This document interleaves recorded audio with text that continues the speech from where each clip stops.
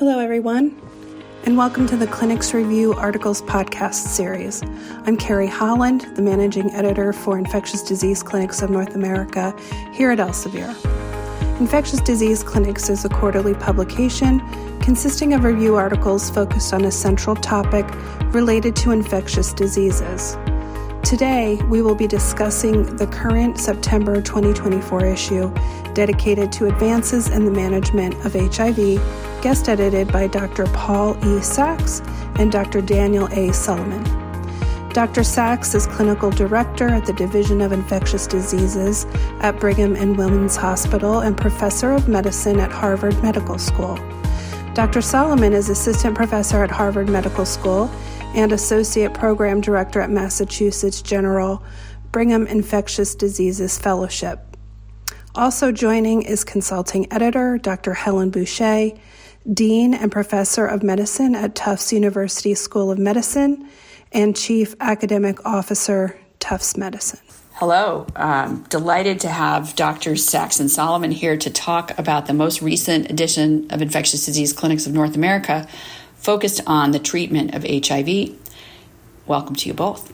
I would love to start just at the top with two questions.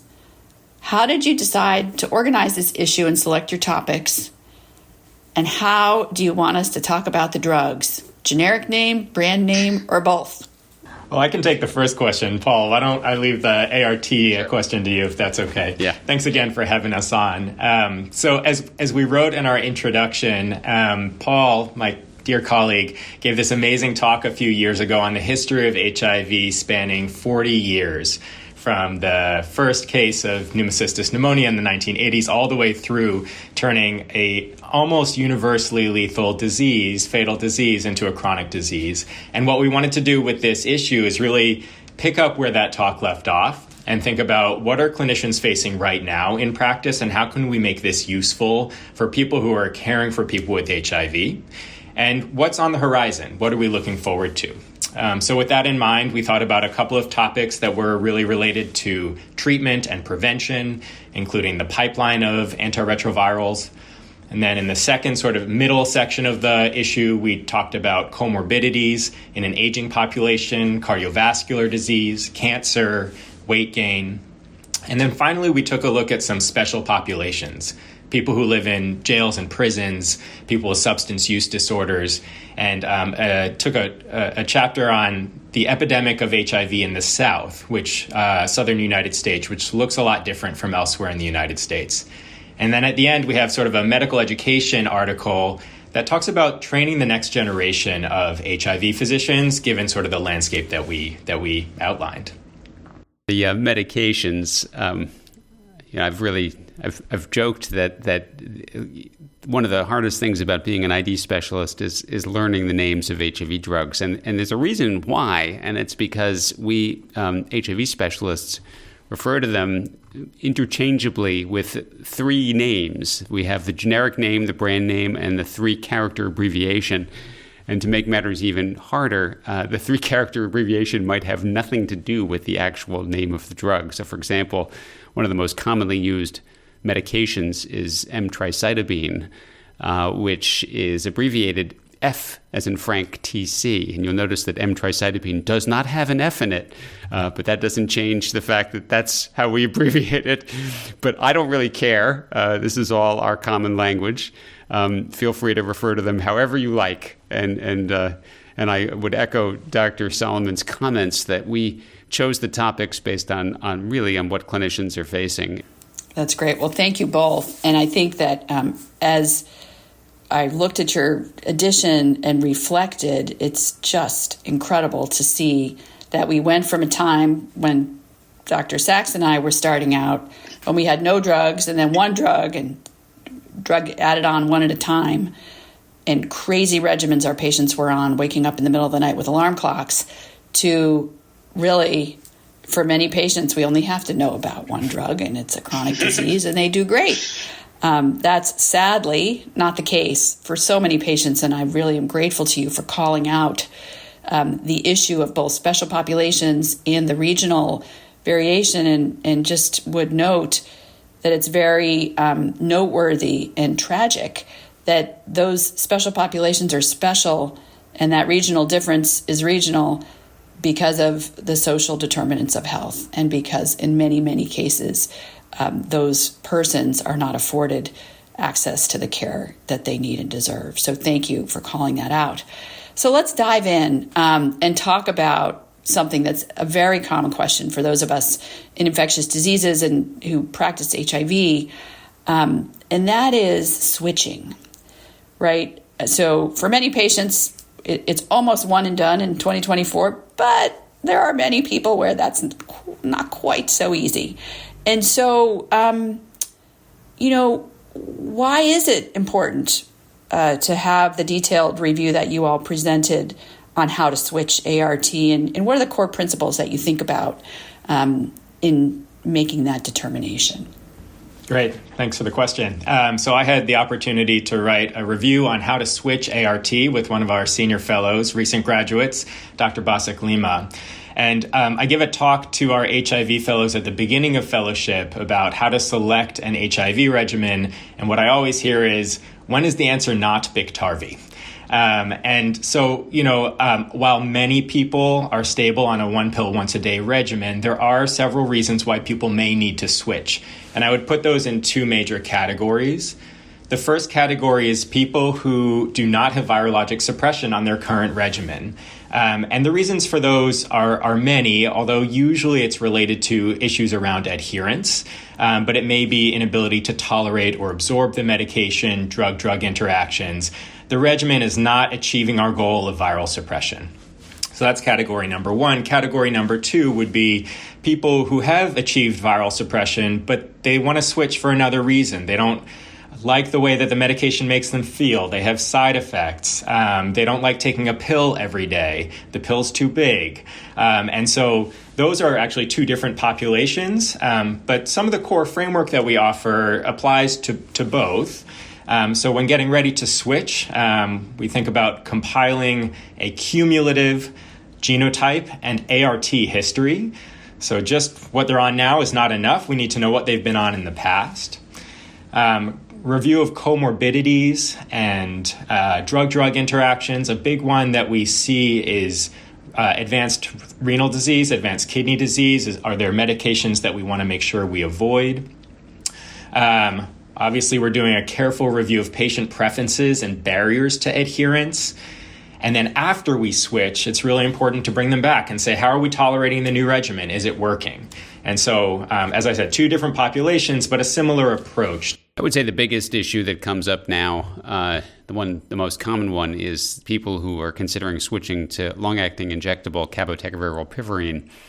And you really do have to provide education about what this entails. It's not a simple matter of the patient saying, I want to switch to the shots, and then you just send a prescription to their pharmacy. This is still a provider-initiated treatment, provider-administered treatment, I should say. So they have to come in for their injections. There are injection site reactions. And I think probably the hardest thing for people to understand is that even if they're 100% adherent to the schedule of their injections, there is a non-zero chance that the regimen will fail, and that the regimen will fail with resistance to both integrase inhibitors as well as non-nucleoside reverse transcriptase inhibitors. And that kind of dual resistance is really to be avoided. So how to convey that risk? It's very small. It's about 1% of people on treatment. But before people go into the treatment, they just have to understand it. So it really puts the onus on the clinician to make that counseling clear. And that's something that Drs. Solomon and Basak Lima cover in their review. Yeah, thanks to you both. And Dr. Sachs, so just to follow up on that, so education, vitally important. Can you say any more about the types of patients in whom you would consider and not consider switching to the long-acting regimen? That's a really important question. So the clear no's are people who have resistance to either of the two drugs. And the most common is that they have resistance to rilpivirine, which is a non-nucleoside reverse transcriptase inhibitor. And those drugs have been available since 1996. So not surprisingly, there are quite a few people who have resistance to those agents. The second group I would avoid doing it in is people who are virologically suppressed currently on ART, but not so great at coming in for their scheduled visits. They're good at taking their pills. Every time you get them in for labs, they're fine. But you know what? Their follow-up isn't so great. That is a group that makes me very, very concerned. And then finally, a group I would generally avoid it in is people in the category that Dr. Solomon mentioned, which is people with viremia. This is not always. There are rare exceptions where this is the right choice for someone with viremia.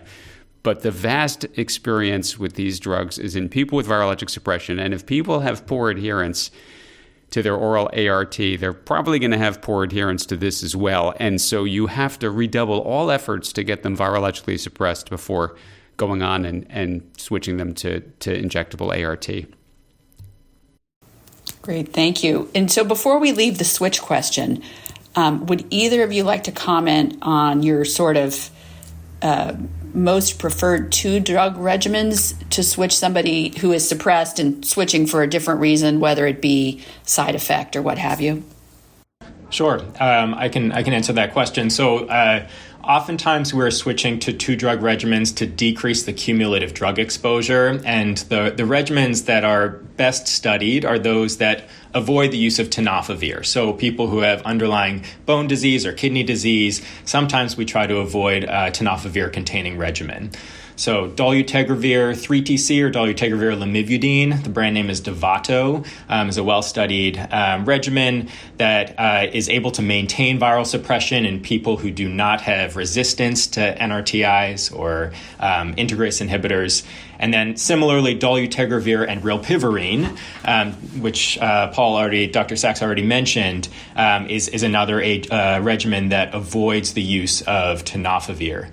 Importantly, these regimens should not be used in people who have hepatitis B infection. The tenofovir is a really important component to treat hepatitis B.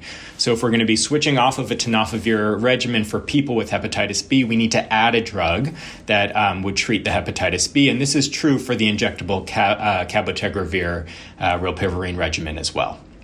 It's a good point, Dr. Solomon. I should have mentioned that. Chronic hepatitis B is a reason not to switch someone to injectable cabotegravir rilpivirine. Great. But would you switch from tenofovir to TAF? Well, tenofovir disoproxyl fumarate got its FDA approval in 2001. And initially, it was so much better tolerated than existing NRTIs that practically everyone switched to it. And I remember hearing somebody said, hey, this is like putting someone on, an H2 blocker. It's so safe. Well, it turns out over the long haul, it's maybe not so safe. It does cause bone demineralization over time. It does cause renal disease in some people, especially those who have renal comorbidities or are on boosters, because boosters of any sort, PK boosters, raise the level of tenofovir by about 30 to 50%. So tenofovir alafenamide is a much safer from a renal and bone perspective drug than tenofovir disoproxyl fumarate. It's a smaller pill. It's just as potent. It's just as active against hepatitis B. The strange downside of switching people to TAF from TDF is that it turns out that in hindsight, TDF was suppressing weight gain.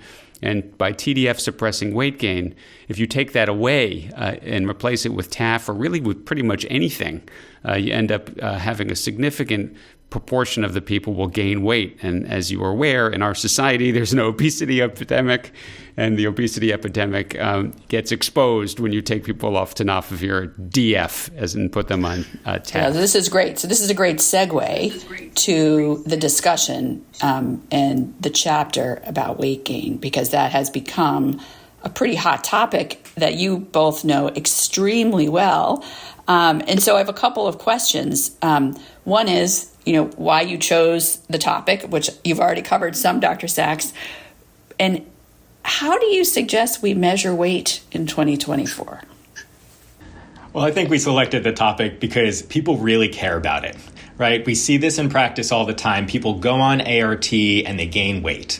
And I think there are a lot of reasons for that the authors in the chapter, Dr. Balin and Dr. Kuth outline. There's the secular trends. We're seeing more obesity. Many times when people are diagnosed with HIV and they come into care, they go on ART and there's a return to health syndrome where all of a sudden they aren't working so hard to fight the virus and they gain weight. And sometimes people, when they come into HIV care, also get connected to other services like access to food. But we know now that there is a component of weight gain that's directly related to ART. And we also know that not all ART is created equal. So maybe Dr. Sachs, I'll turn over to you to outline sort of the key components here. Yeah, we first got wind of this controversy when many people were treated with a regimen called tenofovir, emtricitabine, efavirenz, more commonly referred to as a tripla. As you will remember, Dr. Boucher, this was by far the most commonly used regimen in the late 2000s. And then along comes dolutegravir, which was the latest and greatest integrase inhibitor and a true major advance in HIV therapeutics. And it was co-formulated with a bacavir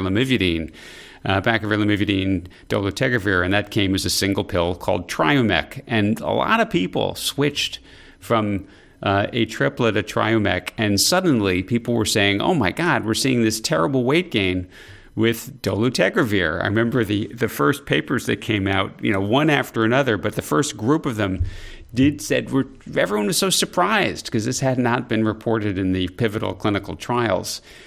Well, it turns out that tenofovir FDC efavirenz is very weight suppressive. We now know this from multiple studies. And if you stop that regimen and replace it with practically anything, the people are going to gain weight. And they gain the most weight if you stop the TDF entirely and don't use any nucleosides. And that is one way. And the other way is by replacing it with TAF or even abacavir. And the integrase inhibitor may or may not be playing a role. These are some of the nuances we've learned. There is still some controversy about this. I have very smart colleagues who still think that TAF, in addition to not suppressing weight like TDF, like the original tenofovir, that it actually causes weight gain. But that's a much harder thing to prove. That's not been seen in all studies. Studies in HIV-negative people using pre-exposure prophylaxis comparing TAF with TDF showed that the TAF group gained weight about the much same as you would see in the placebo arm of a previous study of pre-exposure prophylaxis. That suggests that TAF in HIV-negative people is pretty weight neutral, and so in HIV-positive people probably is too. But we don't know. This is an area of ongoing research, and as Dr. Solomon mentioned, we invited, in particular, the senior author of this chapter, Dr. Kurtha, because he's such an expert in this area, and they outline some of these controversial areas. I think what the authors do really nicely here is make the case that weight is an imprecise measure of what we really care about. Certainly, patients care about weight and the way they look, but what we should be thinking about from a metabolic standpoint is visceral adiposity. And BMI, which we currently use in clinic, doesn't necessarily distinguish between visceral adiposity and subcutaneous adiposity, and maybe sort of the wrong marker to be looking at. So other things that they propose are using things like waist circumference or waist to hip ratio, but we don't have a great way of measuring visceral adiposity at the point of care in the clinic. Despite their very appropriately outline the difference between visceral and subcutaneous adiposity and the discussion about waist circumference, there are essentially zero HIV clinicians doing this routinely. I shouldn't say zero. There's a non-zero probably fraction, but they're mostly researchers interested in this area. It is something that you can get a surrogate for this by weight. Weight is still a very reliable surrogate for all the downstream complications. And the downstream complications we worry about, of course, are naturally things like insulin resistance, hyperlipidemia, cardiovascular disease. I have no doubt that excess weight gain in people with HIV will have those downstream consequences, even if it's not reported in a 48-week clinical trial. Yeah, thanks. I was going to sort of get to that in terms of what do we know and what do we need to know about the downstream consequences. And I'm aware of some studies, and I know some of this is addressed, but what would you want our listeners to be aware of? I think a couple of points I would highlight. The first is that, as Dr. Sachs already highlighted, when people gain weight, the rate of metabolic complications will go up. The precise sort of differences between regimens, I think people are very interested and we're learning more, but the general principle of weight gain goes up, metabolic consequences go up is going to be key here. I think the unanswered question is what to do about it. So there have been a lot of questions about, well, should we switch ART regimens to try to help people lose that weight? And that does not seem to be the answer. Certainly, if you go back to ATRIPLA, as Dr. Sachs had said, people will lose weight if they're moving from, an integrase-based regimen. But that's probably not best from a side effect profile and an HIV perspective. And so clinically, what should we be doing at the point of care? It's probably not altering the ART. It's probably thinking about ways we can help people manage weight and manage the metabolic complications. And there's quite a bit of interest in the use of weight loss medications like GLP-1 inhibitors and even gastric bypass. Yeah, that's great. And in the era of GLP-1 inhibitors becoming the most expensive medicine in many populations, I think the importance of good study here can't be overstated. Yeah, we've done. We in the field have done some helpful studies of GLP-1s in people with HIV, and not surprisingly, they work just as well, both in terms of improving things like the measures of diabetes control as well as weight reduction.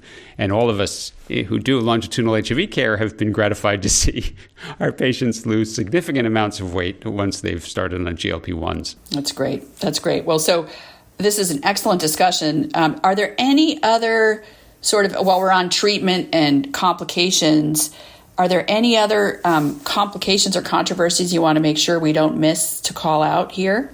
I'll ask one. So just in terms of things that I'm asked as a non-HIV expert infectious disease person, the blip.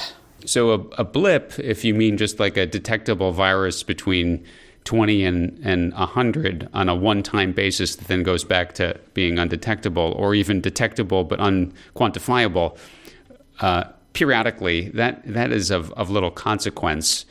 It has to do with the high sensitivity of our assays, the fact that there's a long-lived latent reservoir, that there's a clonal expansion of this reservoir periodically that then gets detected. We don't do anything with those. What we struggle with are the small fraction of people with persistent low-level viremia. And the reason we struggle with it is because not only are we detecting it on a regular basis, usually between 20 and 100, but it has been shown to be of clinical consequence. There are more long-term complications. There's more virologic failures. And we don't know what to do about it, because when you intensify the regimen or switch it, nothing happens. And when you just try to reassure patients, they're not so reassured. And we think the same reasons apply. We feel like these are people with high baseline reservoirs, and we somehow just can't get rid of it. The good news is that it probably represents two different subsets of patients. One, a group who are very adherent, refill regularly.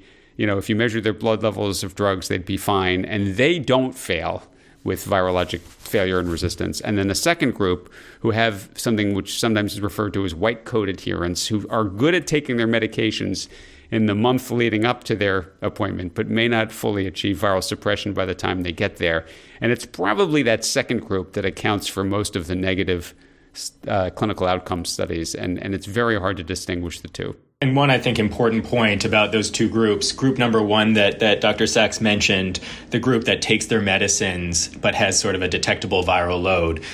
We do consider those patients suppressed when we think about treatment as prevention. So we now talk about undetectable as untransmittable. A lot of our patients say, "What, my viral load is 32. Does that mean I'm undetectable or not?" And with that very low viral load, the likelihood of transmission is extraordinarily low. Another area of controversy in HIV treatment is really what to do about ART during pregnancy. And this is covered very nicely by Doctors Espinal, Yee, and Fisher in their review. One One thing that's consolidated over the years is that we've become very comfortable with dolutegravir-based regimens, in particular with tenofovir and FTC or 3TC. So that's made the choice of ART easier during pregnancy. The harder thing is what to do when people are not on that regimen when they get pregnant. And here we have some increased clarity that if they're receiving bictegravir, FTC, TAF, we usually are just going to continue that because the safety data look pretty good for that as well. And then the issue of breastfeeding has changed. In the United States, we obviously counseled against breastfeeding, even if women were virologically suppressed. There were some really harsh efforts to counter the desire for breastfeeding among women who chose to breastfeed after pregnancy, including social service interventions and things that are really unbelievable right now. We now acknowledge that even though there's a non-zero chance of transmission from even a virologically suppressed woman, it's really not even as high as 1%. It's so low that it's still basically at the case report level. And as a result, now the guidelines say that breastfeeding in a woman who's virologically suppressed can be chosen by women on a sort of a shared decision making process, and that works really well, and that is something that is discussed in the chapter. That's great. Thank you very much. And Dr. Solomon, you sort of bridged beautifully to the next topic I wanted to discuss, which is prevention, and specifically pre-exposure prophylaxis, which is a very hot topic, especially in the developed world. But I think it's also important to mention that in the world, we still have many, many persons with HIV who don't have access. And so the need for prevention is still a worldwide public health issue. So tell me a little bit more about the options we have for pre-exposure prophylaxis or PrEP and how clinicians should be thinking about these choices. PrEP, I would say, represents the most significant advancement in HIV prevention over the past decade. And we now have many options or several options for patients. And we think about the oral options and some injectable options that are available now and one on the horizon. So the oral options are tenofovir-based regimens. There's TDF-FTC, which can be given on a daily basis or on demand around the time of exposure. And there's TAF-FTC, which is given on a daily basis. And when we think about those oral options, the TAF-FTC has not been studied well in cisgender women, and that's due to sort of a lower concentration of the metabolite in the vaginal mucosa, although a trial is ongoing. So we have the tenofovir oral-based options, and then we also have available the long-acting injectable cabotegravir, which is given as an injection once every 2 months. And in the large studies, HPTN 083 in MSM and transgender women, and HPTN 084 in cisgender women in sub-Saharan Africa, it was superior to the oral options, probably because it's a great medication and probably also around adherence issues. So now we have this long-acting option that we know is superior in the clinical trials, and yet a tiny proportion of our people who are on PrEP actually use cabotegravir, and I think that really speaks to some of the infrastructure and logistical barriers to getting people on cabotegravir. It costs a lot of money. You need infrastructure in the clinic. There need to be ways to bring them in and keep them in our orbit every 2 months. So we've had some experience in our clinic trying to set this up and recognize that there are barriers to getting people on this medicine. And then on the horizon, I think maybe we can just sort of talk a little bit about some of the newer data. And Dr. Sachs, maybe you want to talk about the lenacapavir data that's really exciting. Sure. I mean, I think, because the chapter was written before the lenacapavir data were released, they don't specifically cover the results, but they do cover, research the next generation of PrEP options. And I want to say that we thought it was a real coup that we got Dr. Molina to write this chapter. Jean-Michel Molina is probably, among the top, I'm going to say 3 experts on pre-exposure prophylaxis in the world. And so he kindly agreed to do this chapter with his colleagues, Doctors Legion and Delaguerre. And apologies for my terrible French accent. Dr. Boucher, you probably would do better than I, given your last name. But I'm going to say that it's a great chapter, but no, he could not cover lenacapavir results. We basically heard this summer and saw it published in the New England Journal of Medicine, a twice-yearly injections of lenacapavir was 100% protective in women at high risk for HIV in sub-Saharan Africa. And then also, we just heard the other day that lenacapavir was 99.99% effective in preventing HIV among men who have sex with men and transgender women. So we have both populations covered with these large clinical trials that had blinded designs, really beautifully done studies. This is very exciting, and the FDA action on this drug is likely to happen within the next 6 months. So next year, we'll be faced with this dilemma where we have a very inexpensive tenofovir DF-FTC, which costs $10 to $30 a month without insurance. And then compared with these cutting-edge injectable treatments, which are significantly more effective. And the clinical trial infrastructure for lenacapavir is not done. They have a couple of more. These are the PURPOSE studies. So we've heard about PURPOSE 1 and PURPOSE 2. PURPOSE 3 on the horizon is in cisgender women in the United States. And then PURPOSE 4, I think, is important. We'll be looking at prevention in people who inject drugs, which is another important population. Yeah, that's great. Thank you very much. I mean, the advance here is absolutely stunning. And Dr. Sachs, I'm sure you remember 20, 30 years ago, the microbicide discussion, the various approaches that were being considered and advocated for, especially for persons in low and middle income countries who don't have agency. And so the fact that this can become such an option is really, truly groundbreaking. Last question I have here is back to your infrastructure comment, Dr. Solomon.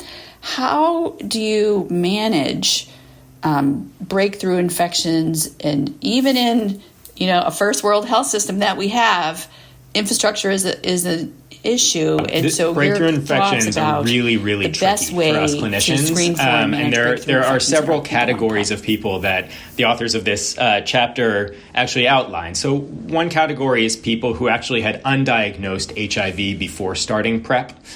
The second category is people who acquire HIV that is drug resistant. And the third category is people who are non-adherent or intermittently adherent to PrEP, and then they get HIV infection. The third category accounts for the vast majority of people who have breakthrough HIV infection. And one thing we need to consider is whether people have drug-resistant HIV infection in the setting of people taking PrEP. And in that third category, most people get HIV because they're not taking the medicine. So most people don't have drug resistance. And so that's just, I think counterintuitive in some way, because you think people on PrEP who get HIV, they'll probably have drug-resistant virus, while most people who get it aren't taking the medicine.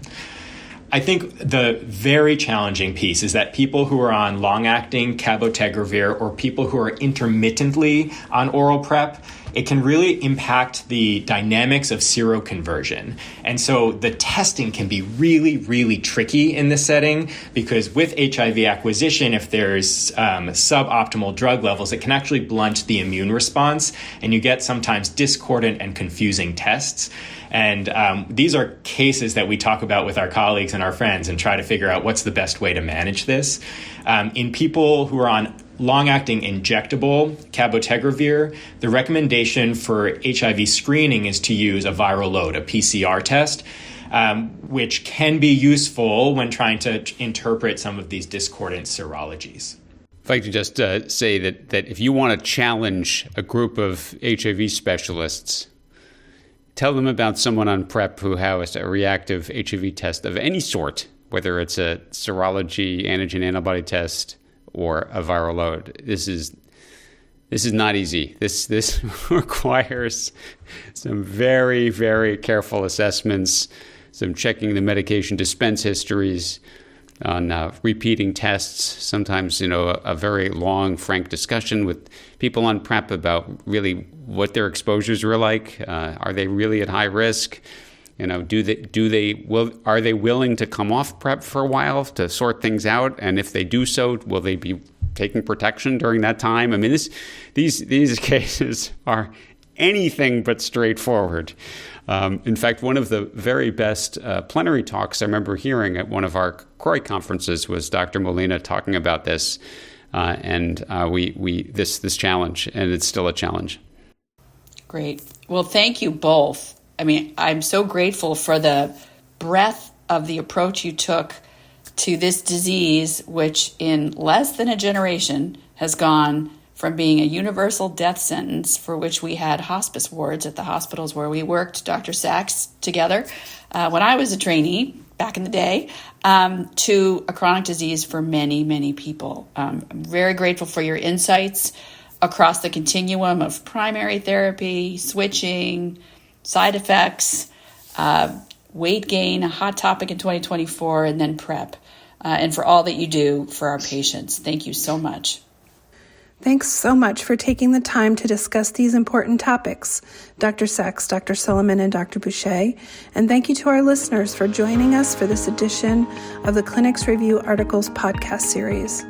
For an exclusive discount on this issue we discussed today, focusing on advances in the management of HIV, visit us.elsevierhealth.com/expert. Infectious Disease Clinics is available for individual print subscription with accompanying online access, as well as individual online-only access, and is also available on the Elsevier electronic platforms Clinical Key and Science Direct.